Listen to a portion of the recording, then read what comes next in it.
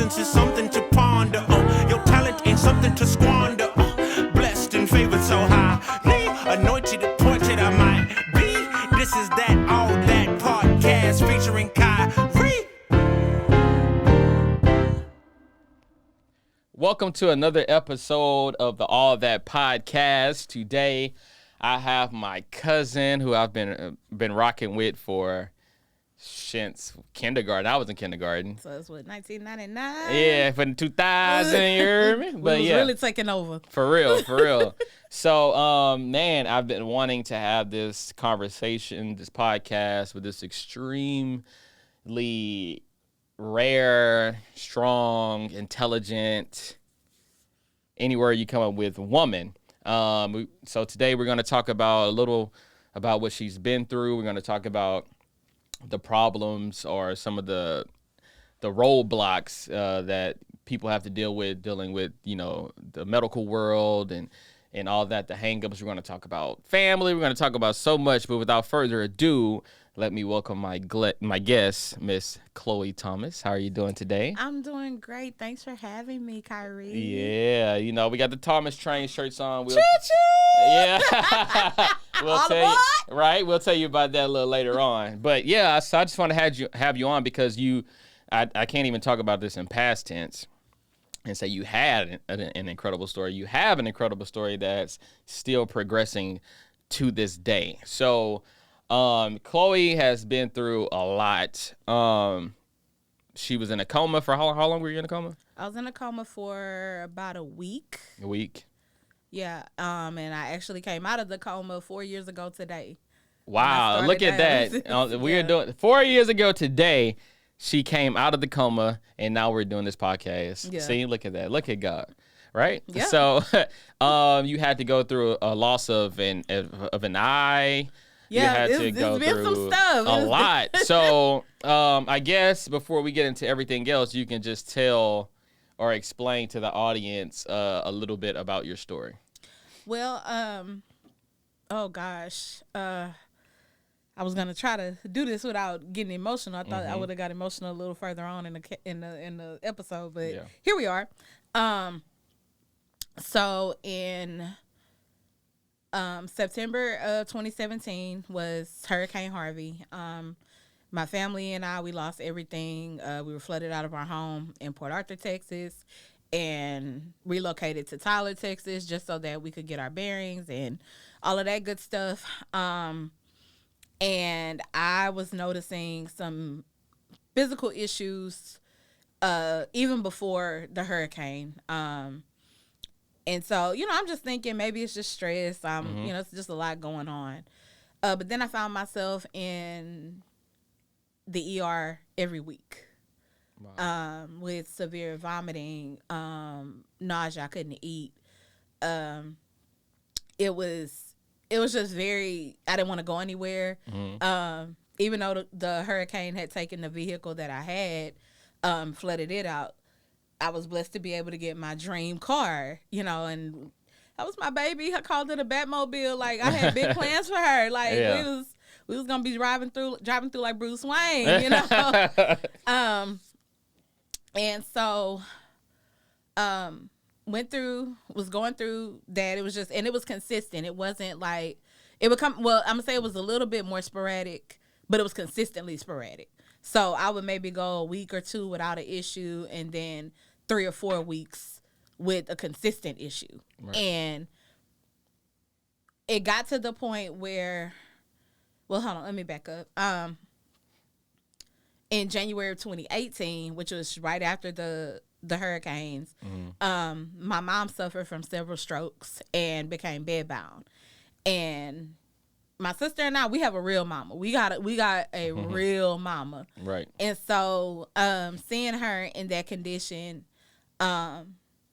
literally overnight, it did something to us. And it really caused me to put my own health on the back burner.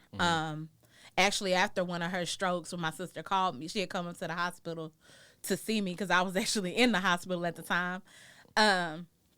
She told me, you know, when mama's not doing good, I don't know what's really wrong with her. I signed myself out of the hospital AMA because I'm going to go see about my mama. Right. I felt stable enough to leave, and so I left. But then fast forward 2018, I like to say was my mama's year. That was her year of, you know, trying to recover and figure out what was going on with her. So then 2019 comes. January 2019, I go into the hospital because I was having difficulty breathing. And I could not eat, and anything that I ingested either came up or came out.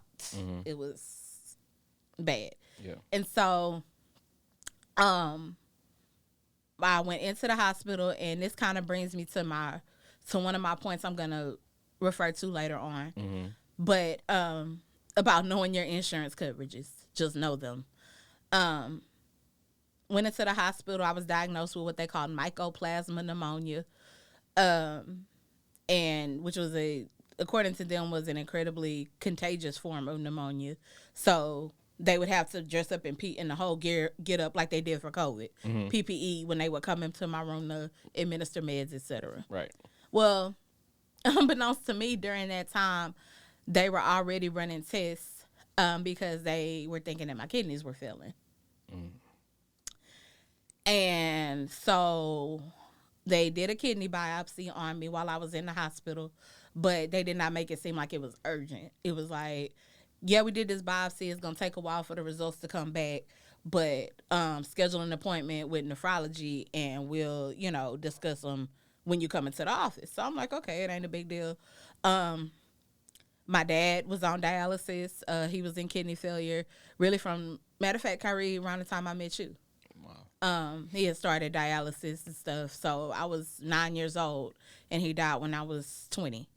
So you can essentially say my whole life I knew about this. Right.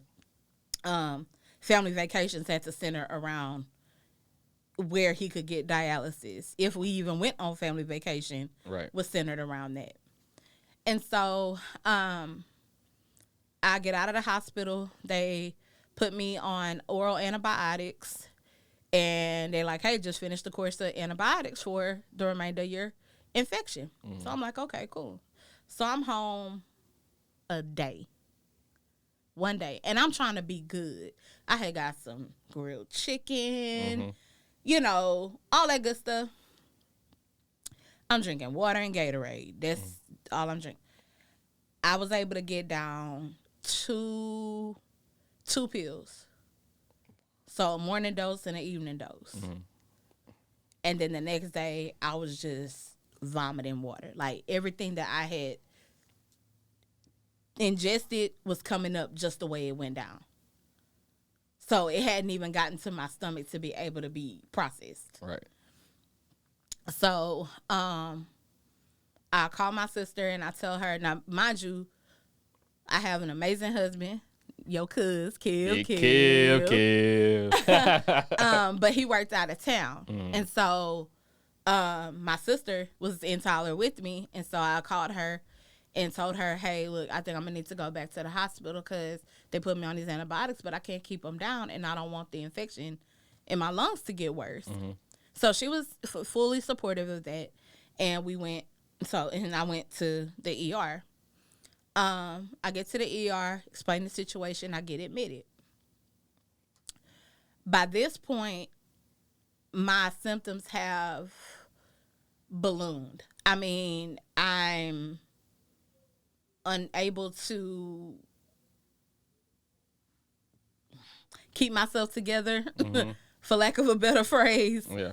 I'd had severe swelling in my legs and feet to the point where I wasn't able to even wear shoes, like real shoes. I had to wear them hospital socks with the grippies everywhere I went. So then that made me not want to go anywhere.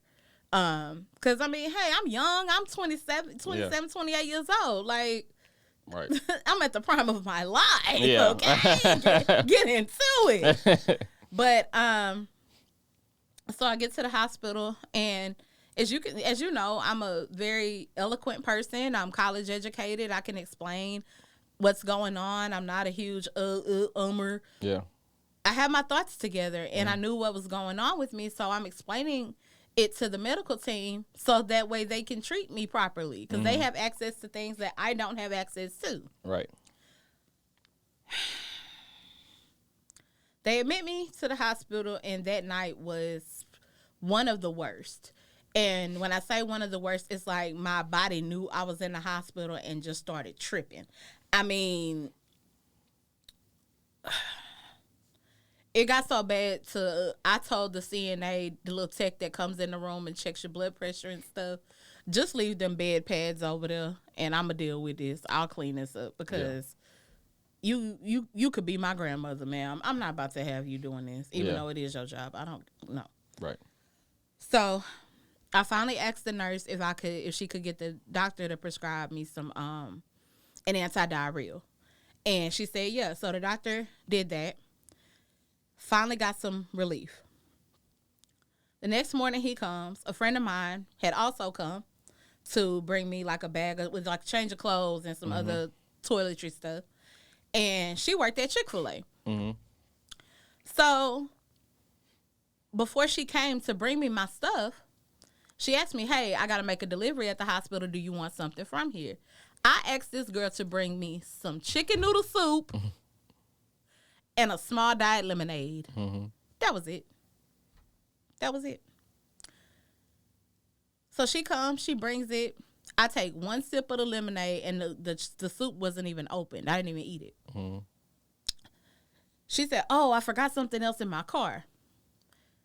She goes down to the car, but she's coming back up. Mm-hmm. We in the car. She's, soon as she leaves, the doctor comes to make rounds. He takes one look at the tray with the Chick-fil-A contraband on it. And he says, oh, you must be feeling just fine.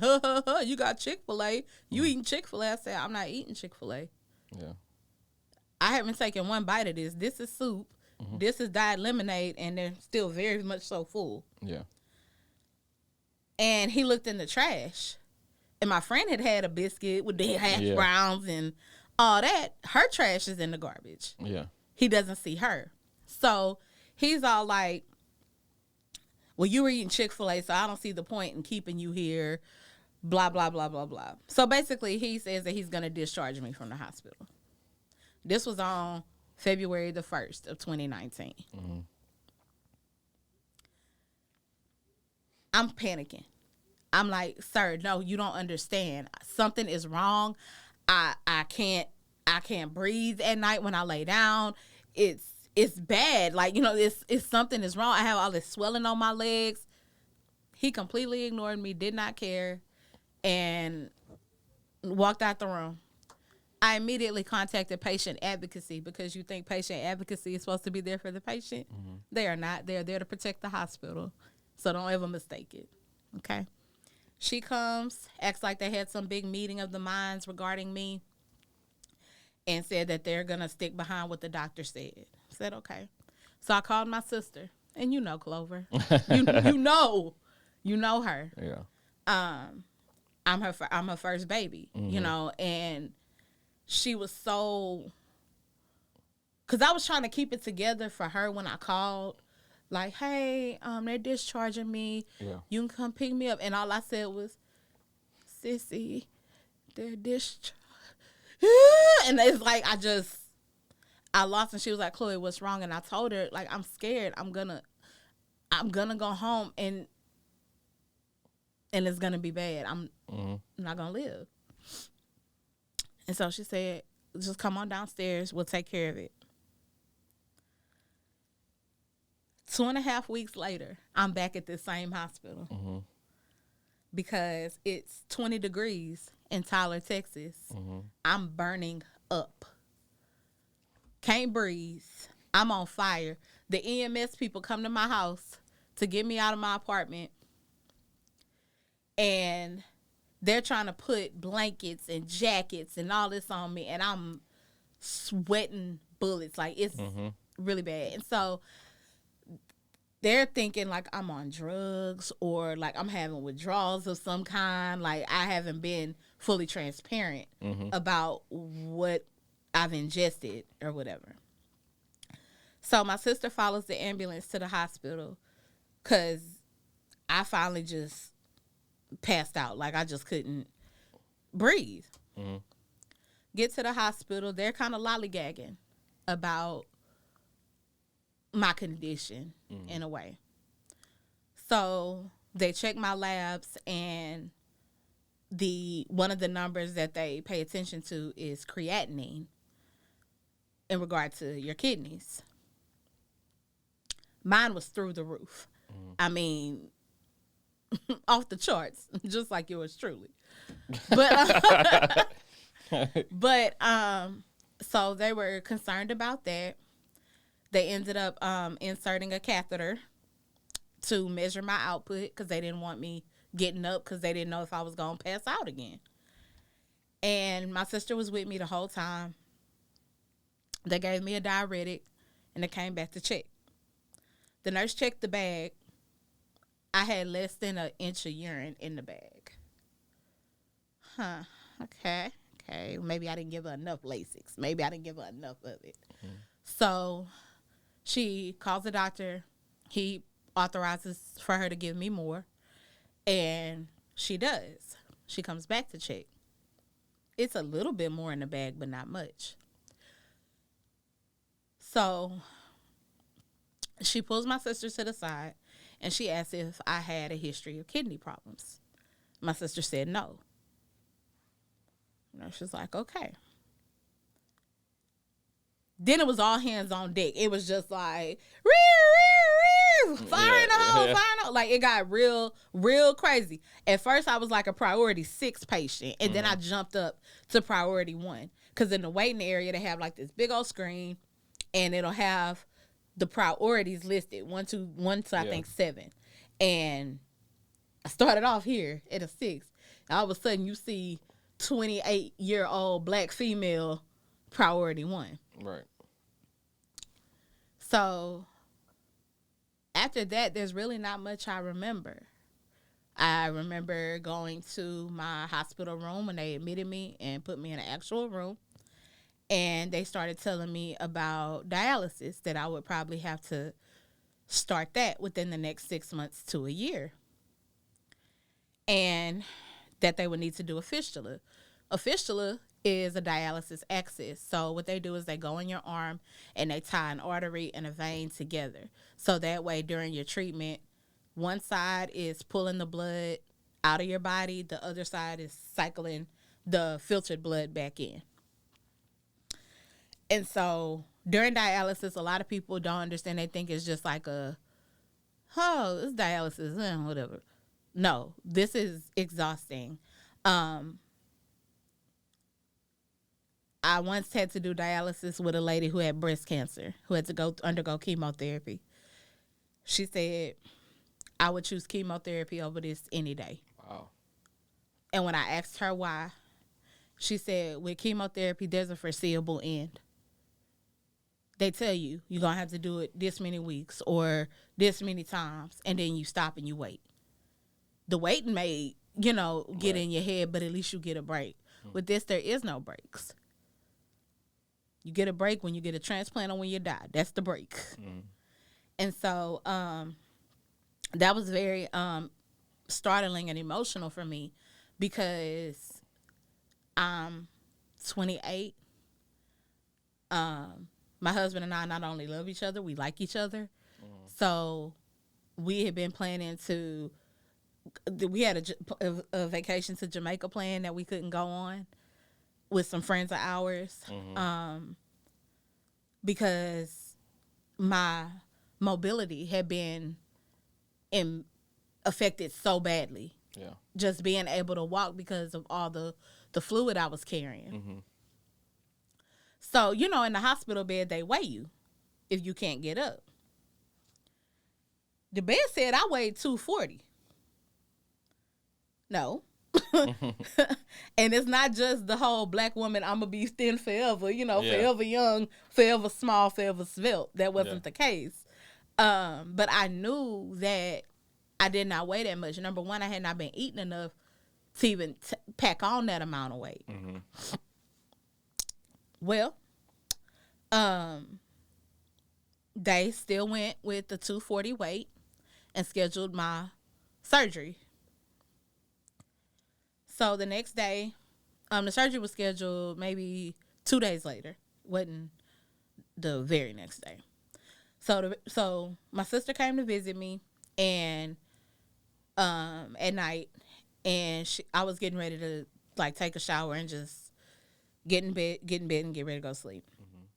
And I told her, cause she was getting ready to go out with a friend, and I looked at her and I said, "You look so pretty. You look so pretty. I hope you have a really good time." And she was like, "Oh, thank you." You know, she gave me a hug and stuff, and I looked at her and I said, "Sissy, I don't want to die." Just like that. I don't want to die. And that's when she just started really building me up and speaking into me. You know, you shall live and not die. Death and life are in the power of the tongue. You know, Kyrie, all the stuff that we're taught as children, you know, in the church, what to confess over yourself and what to speak over yourself in those moments. And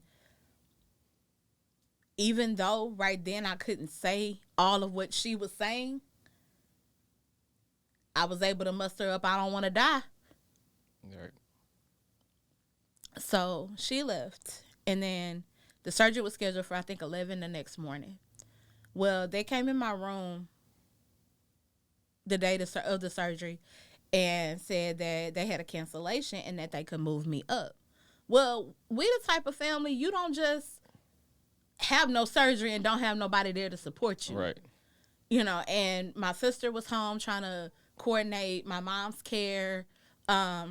She also has a 7-year-old at the time. So making sure that she has what she needs and she's not feeling neglected in any kind of way. Because this is a lot. We're a very close-knit family. Right.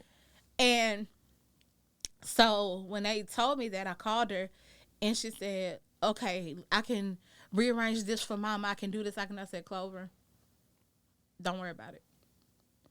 I said, "I'm not mad about it or nothing. I mean, we're just going to let it be what it is going to be. That's it." And the only way I can describe how I felt was the inevitable was coming. There was nothing I could do about it. And no amount of people at that hospital was going to change what I believe God wanted to do in that moment. So they came and got me, weighed me again, 240 pounds. Okay, y'all, I don't weigh that much. So they put me under general anesthesia, and at the end of the surgery, literally, from what was told to me, they put in the last staple in my arm to close up the incision, and I coded. They got me back. I coded again. They got me back. I coded again. So now we had 3 times. They get me back, and I'm back. But by this point, I had gone 25 minutes without oxygen. So my heart is beating, but they're concerned about my breathing. Right. So they've intubated me and done all this stuff. They've contacted my sister, and they tell her there were some complications. She's alive, but we do need someone to come to the hospital. We know what that means. Yeah. So she gets up to the hospital. Her and her boyfriend, and the way God works is just so amazing. And that's why, like, Ariana would be laughing because I always say how I'm God's favorite, but God is always looking out for me. And in this moment, I really began to see it when the anesthesiologist came out to talk with my family. My sister said that man was so just gone. He was like, I ain't never in my whole life seen anything this crazy. Because he had been anesthesiology as long as I've been alive. Yeah. So that's almost 30 years. So he walks in and he recognizes my sister's boyfriend. And he's like, "This is Clover? Oh my gosh." You know, so it was almost like in that moment he felt so good about not just saying, "Oh, right, another one bites the dust." Right. you know, he really worked on me to get me back. And also, like, talking about how God works and you know, and how things work, the fact that Clover even brought the boyfriend in the first place, because she could have easily came by herself, you know? No, she couldn't, because she already knew what was up, and he Oh, yeah, had she to did drive some- her. okay, He had okay. to drive her. Got you. Like, got it you. was. Yeah. You know, Clover be trying to keep it all together, but my sister, you know, she don't play behind me. Right. She play about a lot of things. Yeah. That me ain't one of them. No. So, yeah. and I know that there are secret things that belong to God that she'll never tell me about that experience. Yeah. But it was just so amazing that all the intricacies were just being put into perfect place. Right. So by this time they had she had gotten an update. They had wanted to put me in a hypothermic coma because they were concerned about my organs failing. So that's when they lower your body temperature to, I think I was at about 93 degrees. But they had to step your body down, and then it takes a couple days to bring you back up to normal temperature. Got you. And so she calls your beloved cousin, Kev. Kev. And them two are like, I hate when he come to town, because then I be feeling like the odd man out. You feel like third wheel. I be feeling like I'm third wheeling. Because it's like they could just sit in a room and not say nothing and just be communicating. Yeah. You know, I call it Junebug telepathy because their birthdays both in June. Yeah. But yeah, so she called him and was just like, hey, bro, listen, you're going to need to come up here and sign some paperwork because you're her next of kin and da-da-da-da-da. She's alive. And it's like, he knew not to ask any additional questions, and she knew not to volunteer any additional information. He gets in his Chevy and gets from Port Arthur to a little bit outside of Woodville. The gas light come on, because he ain't got no gas. So he done pulled over. He gets the gas. He gets to the hospital. Yeah. And the whole time, like, I don't know any of this is going on. There's no concept of time. He gets there, he walks in, and my sister took a picture. That's the picture I usually post when I'm in my feelings or when I want to really give him his flowers. Right. Of him looking at me with all these leads on my head and got his hands behind his back. Yeah, he got his hands behind his back because I'm not gonna lie, you may have to bring Clover on the podcast to talk about this from her perspective. Yeah. Because she said that she definitely saw 2 male nurses with syringes in their pockets, and she think they were tranquilizers. We really think they had ketamine in case something popped off and Kevin had to go down. They wasn't gonna fight him. They was just gonna shoot him up with their ketamine, and that was gonna be it. He'll come back, but they'll give him time to strap him up, put him in that straight jacket. They could get him in the straight jacket. Because, you know, hey, that's a big dude. I ain't trying to fight him. Right. Shoot, his own daddy said, I'll never fight you. Yeah. I do something else, but I'll never fight you. Gotta put you down. Put you down. Big dog. Love you. But yeah, so then that's when things got really, really bleak. Things were very bleak. They had the little chaplain come. And I want to know why the chaplain don't never look like us. They sent this man, and I know he probably, you know, I know the Lord loved him too, but this little white man, he was really short, and he had on his little flat front Docker pants. He comes with this Bible, and he's like, hello, how are you doing? It was just weird. Just trying to scare you. And so, mind you, this is all information I'm getting secondhand. Right. So, the doctors would come. They would do their examinations. They raised my body temperature. And so they said, okay, well, she should wake up within about 3 days. For the best results, we would hope for her to wake up in 3 days. Don't give me no time limit. I do what I want to do. Right. So 3 days comes and goes. Then they start coming to my sister talking about palliative care, which is like a step below hospice. And Clover told them people, I'm going to ask her about palliative care when she wake up. I know they was like, Kyrie, I wish I could have recorded the looks these people had on their faces. yeah.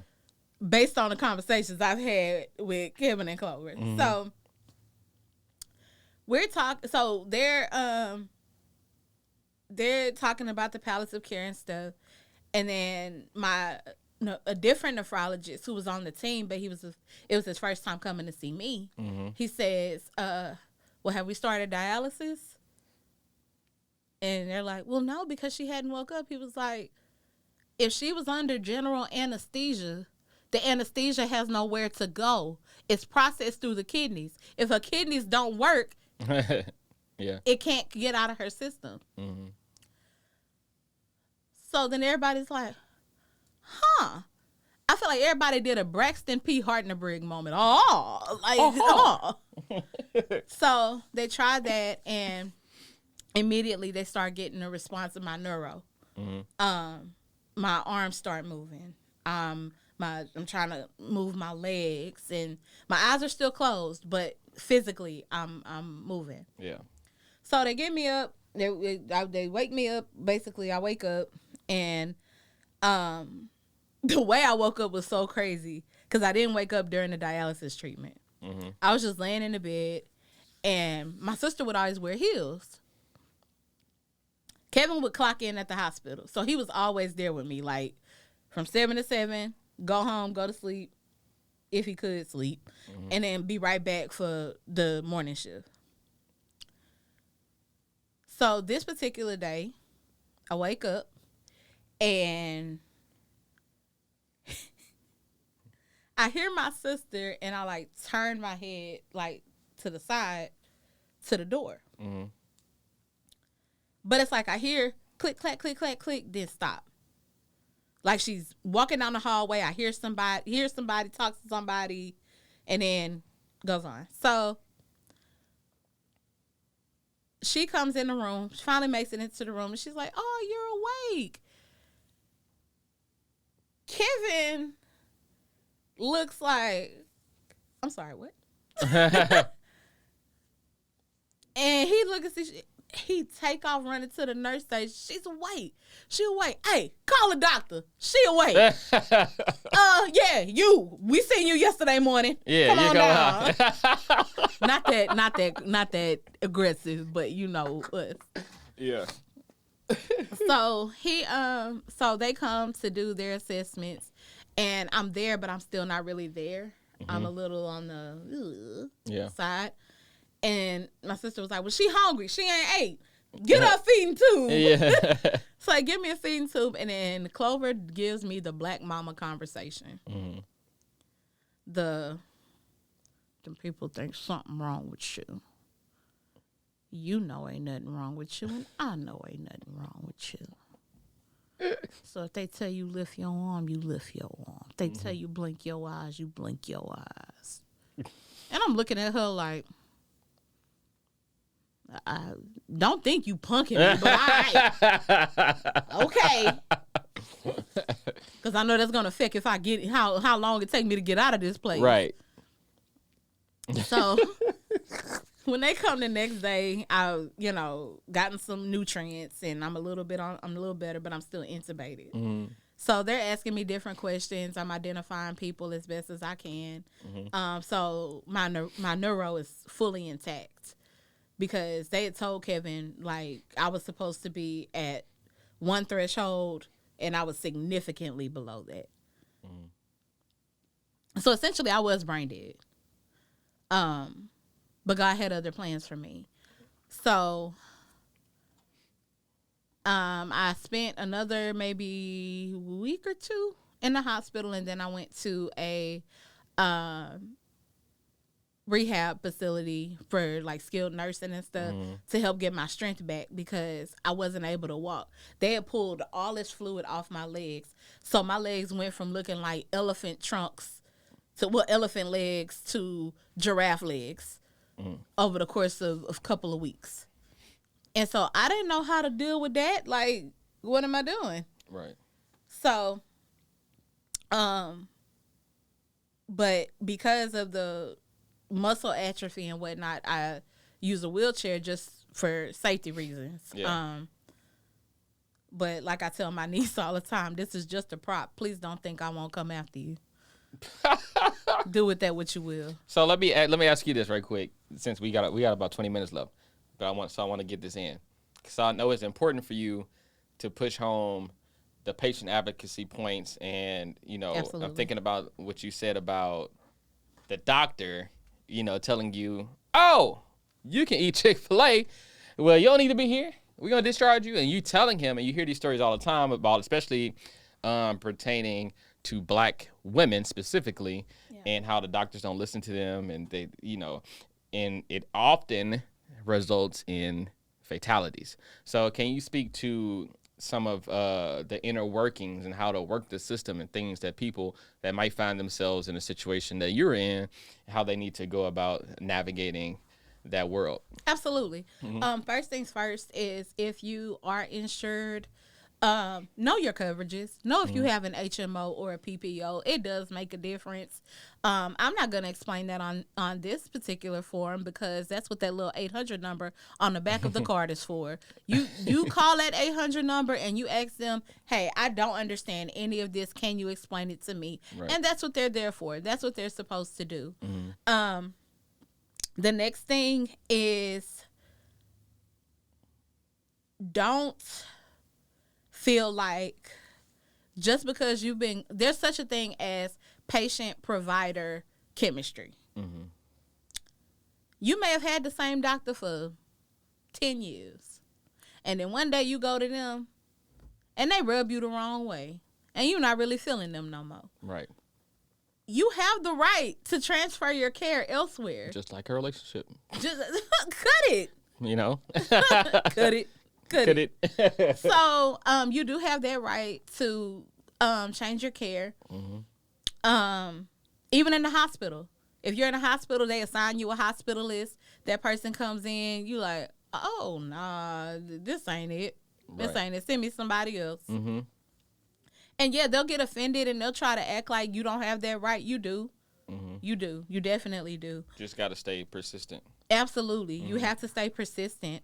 And there's nothing wrong with being a noisemaker. Right. There's absolutely nothing This is wrong your with life. This is real life. They life on the line is yours.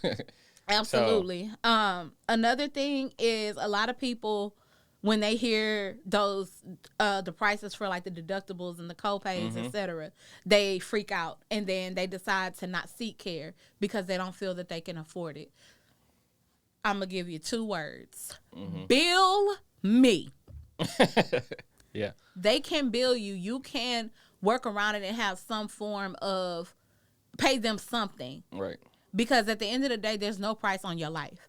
You cannot put a price on your life. And waiting for something to get better usually makes it worse. Right. I also wanted to say that with the whole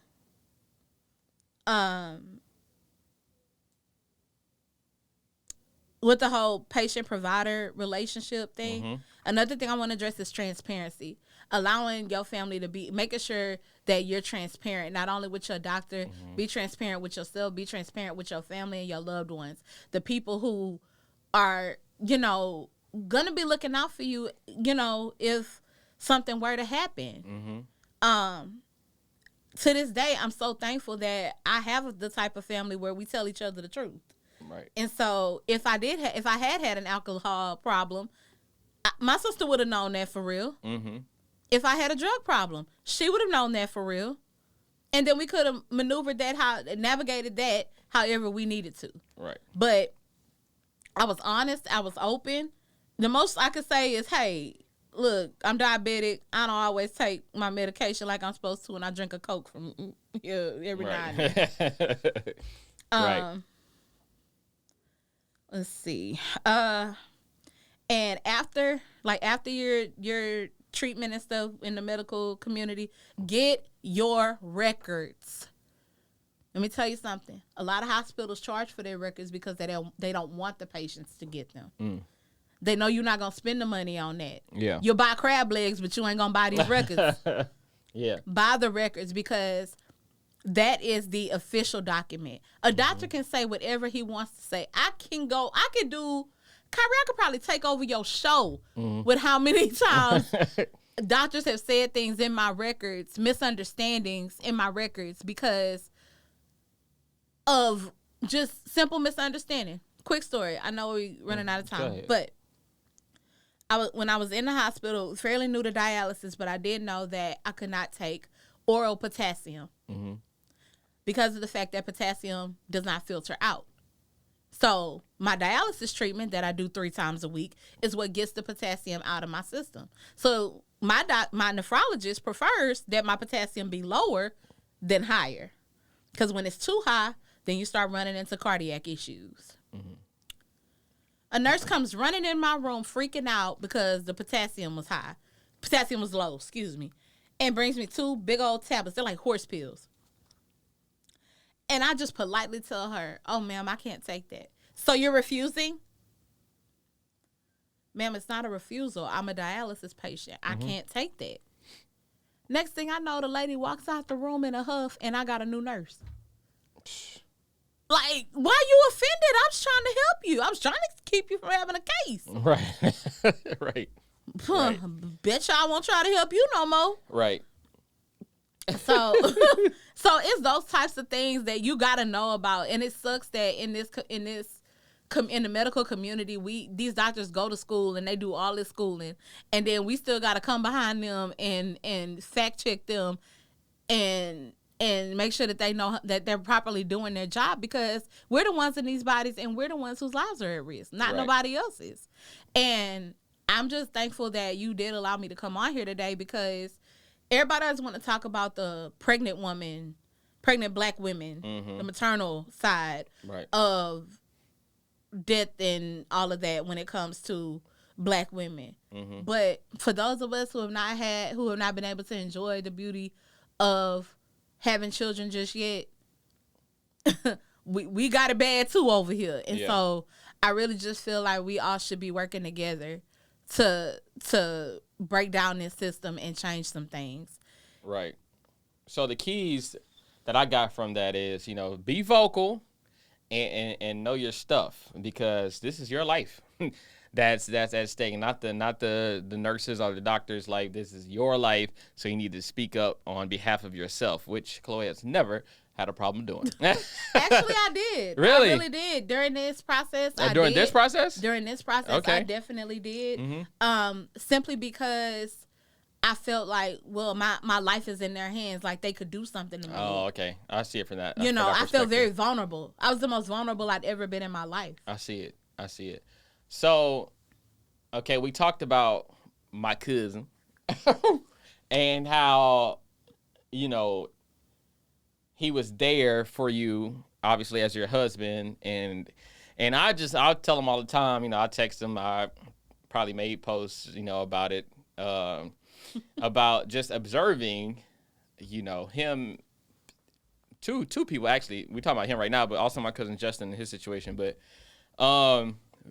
him right now, we're talking about Kevin, just observing how he handled the situation, how strong he was for his family, him being there for you was something that was admirable to his little cousin, and something I looked at. So what do you have to say to your husband? Well, first things first, Kevin is a gentle giant, and he is very, he doesn't express a lot of emotion. He does not allow people to see him in a vulnerable spot. And so, when we got married, all those years ago, those many years ago in 2014. Many moons. We wrote our own vows. And at the end of mine, I said, "This is forever. We are forever." And I meant that. And some of the things that he said, just about me having made him a better person and helping him reconnect with his family and stuff like that. And I saw everything that we had said in our vows come into play at some point throughout this, because we are each other's person. 100%. As much as I love my sister and talk with her and stuff, like, she know, like, she's still my person in another way. Right. But for Kevin, it's like to know that your person is in this condition, not even able to talk to you. Can't even say, baby, it's going to be all right. You know, so I know that he had to truly rely on God. And that was a relationship that we had worked on together. Even for myself, we both grew up in church, but you know, you do your own thing. And so to Kevin, even though we are gearing up literally for the fight of our lives with, you know, my heart transplant and the kidney transplant coming up, don't get weary. I love you so much. So very much. And I'm so grateful to have been blessed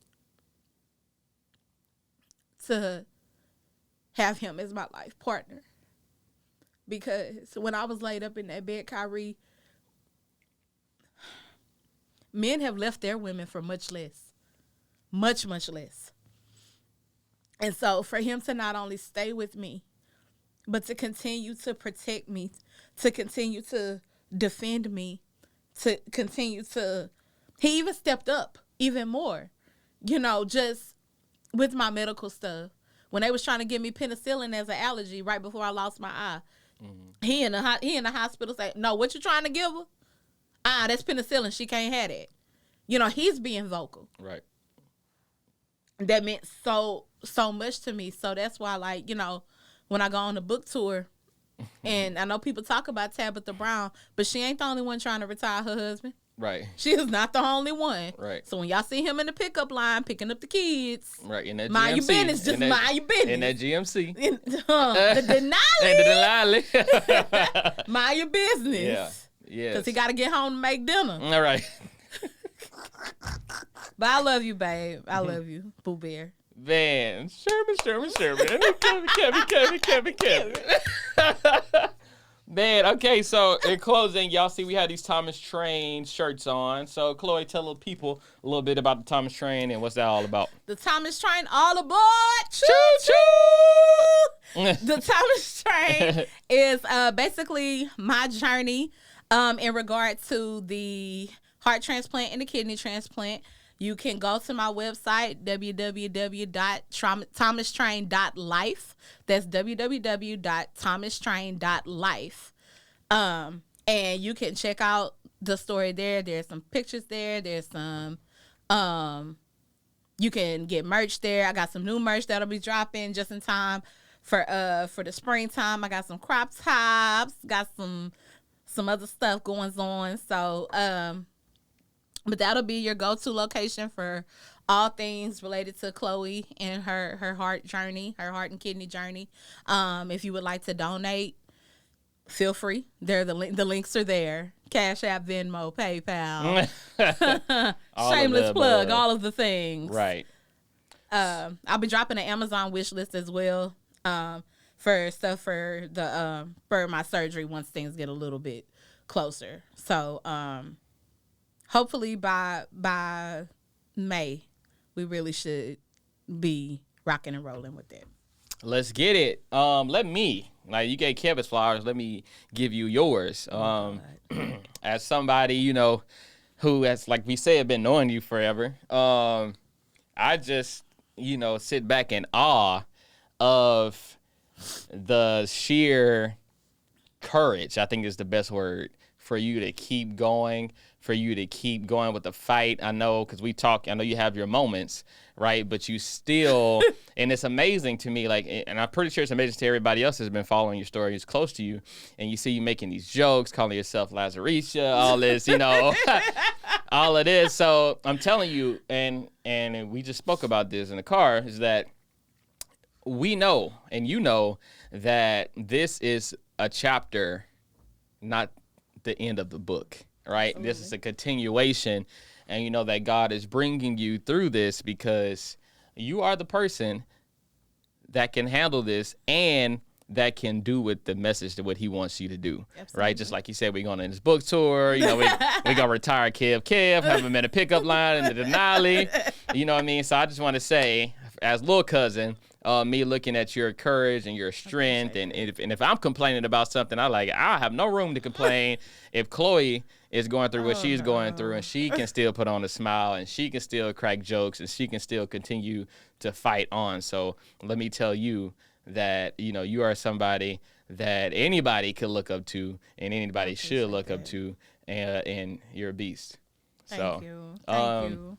Thank you, Chloe, for coming on. I hope Thank you you guys, for having me. Yes, I hope you guys got blessed, got some information about how the medical world works, and got inspired by her story. Like I said, you know, we all, you know, complain and you know, about trivial things, but until you hear something like this and you see a person continue to fight, continue to get up every morning, continue to put one foot in front of the other one, you know, you kind of look at your situation and you'd be like, you know, maybe I could chill out on complaining so much and kind of change my perspective on things. So once again, pipe down a little bit. So yeah, once again, I hope you guys got encouraged, got, you know, moved by this story. A lot of this stuff, you know, I heard for the first time, you know, through this conversation.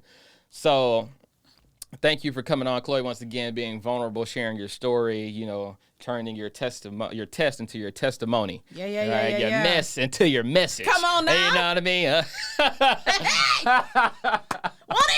Hey! Won't he do it?